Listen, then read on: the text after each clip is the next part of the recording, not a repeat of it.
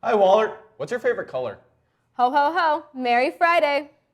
From WCTV, I'm Matt. And I'm Cindy. Hope you've been nice because it's time for WCTV.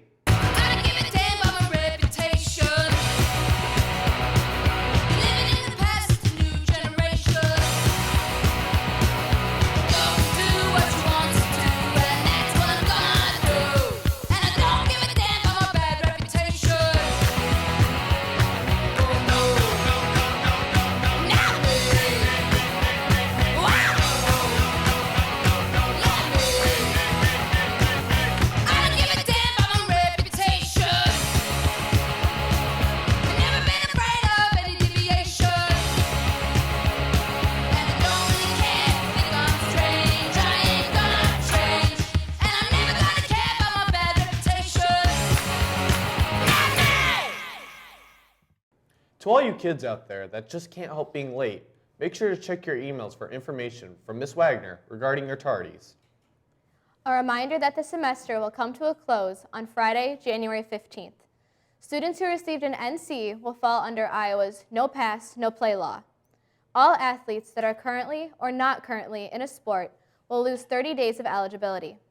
This law also applies to sanctioned music and speech laws. So, get good grades before it's too late. Preparing for college might be the most stressful thing seniors will do.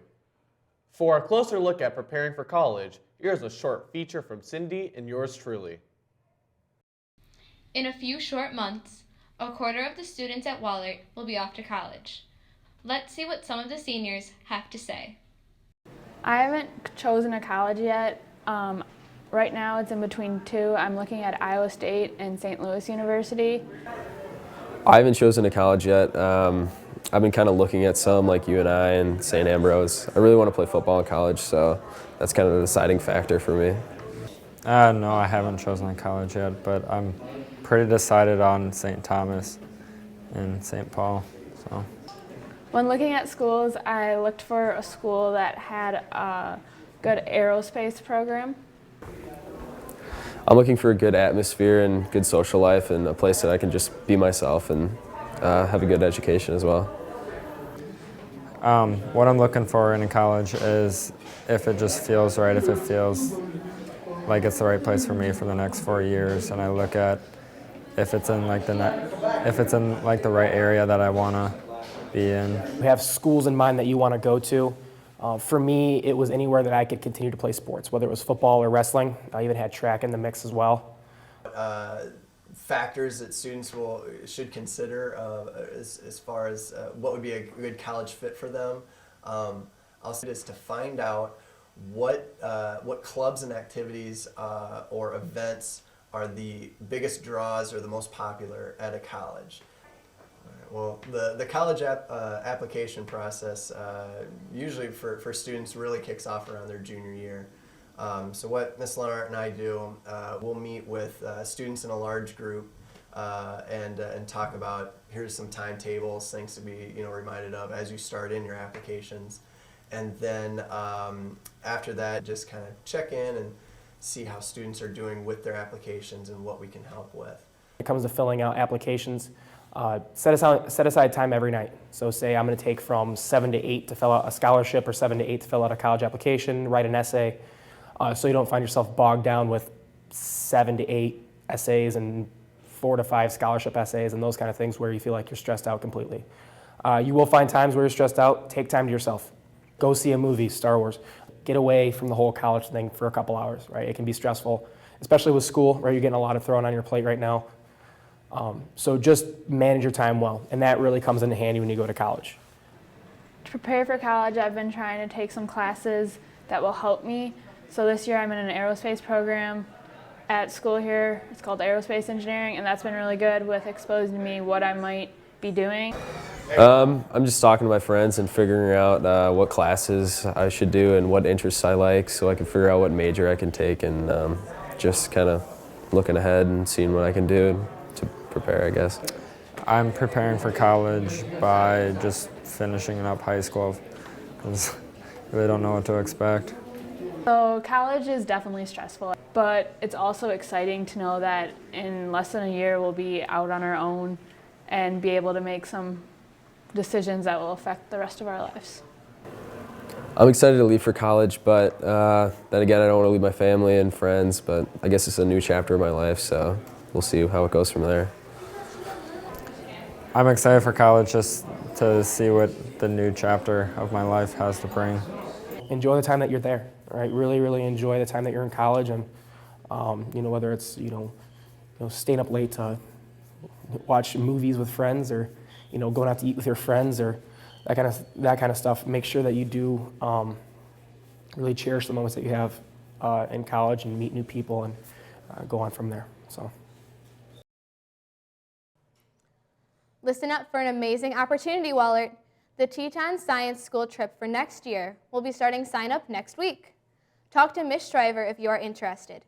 Here's a short clip from Adria Kunkel about her experience. Well, the typical day, you start out, you go to breakfast, and then you have a morning session where you do fun activities about science and you learn about the environment and animals.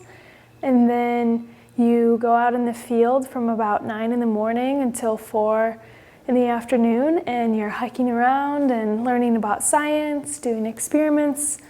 And then after that, you'll come back for an evening session. You'll have some time to do more activities and learn about the day, and then you head off to dinner and have community time, and then you get to go to bed and start all over again.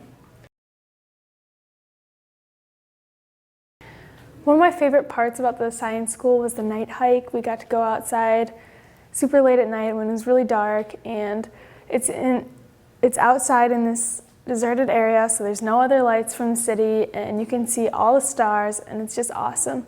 And then another one of my favorite parts was hiking to the top of Coyote Rock. It's this huge mountain, and it was a difficult task, but when we got to the top, it was so rewarding, and it was such a great view. Wow, that trip looks amazing. I wish I could go on it next year.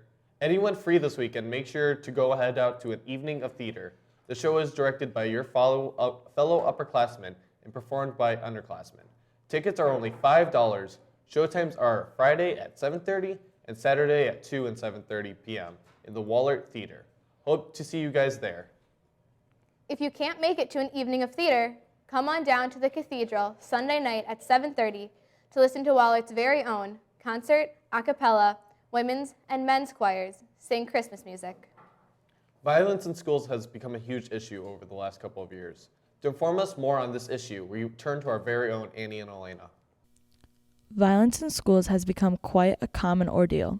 To raise awareness about this issue and having the hopes to change it, we first interviewed Public School Behavior Management Director May Hinchin for her own definition of violence in schools.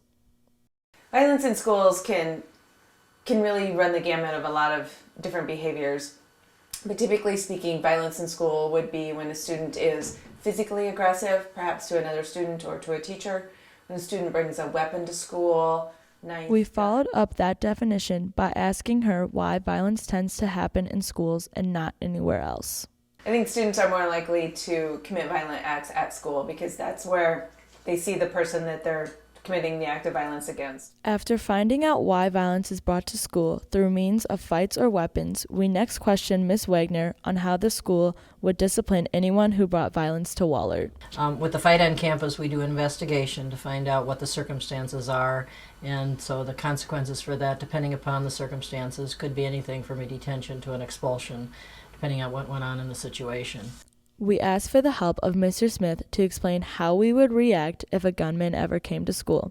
Here at Wahlert, we follow the system of ALICE. ALICE, A, stands for alert. Right? You got to make sure that we use general and specific language to understand what the threat is, who the threat is. So understanding, if you remember the video that we watched, we learned and the students learned that this person's walking around in a black shirt and camo pants, right? He's seen as dangerous. So now you can know who the intruder is. You're allowed to be alerted, right? L is lockdown, right? You're gonna lock down the school, right? Lock the doors and barricade the doors, right? Use a filing cabinet, right? Use a rope, a belt, anything that you can use to tie off that door so that intruder cannot force his way in. I stands for inform, right?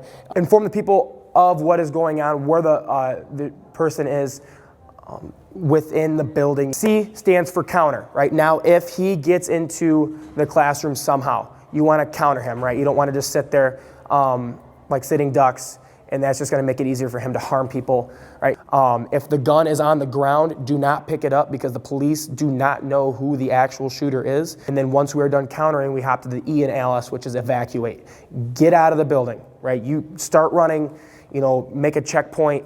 A thing with Alice, though, is not have to be in this order, right? You don't have to follow the steps in a letter-based order. You can jump to steps at the pace that you need them to be at.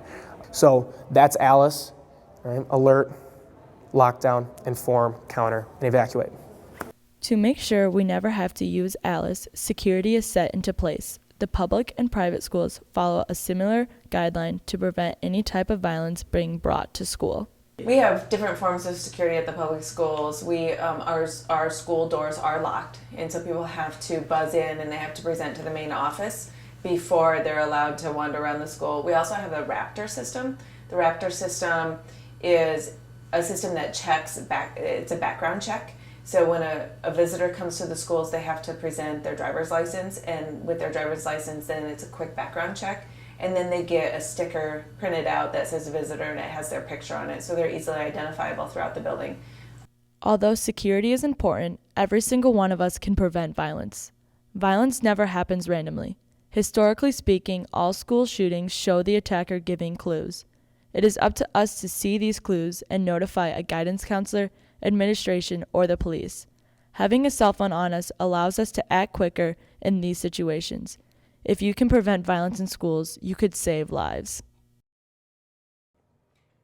We've got another great teacher for Spotlight this week. It's Mr. Burning.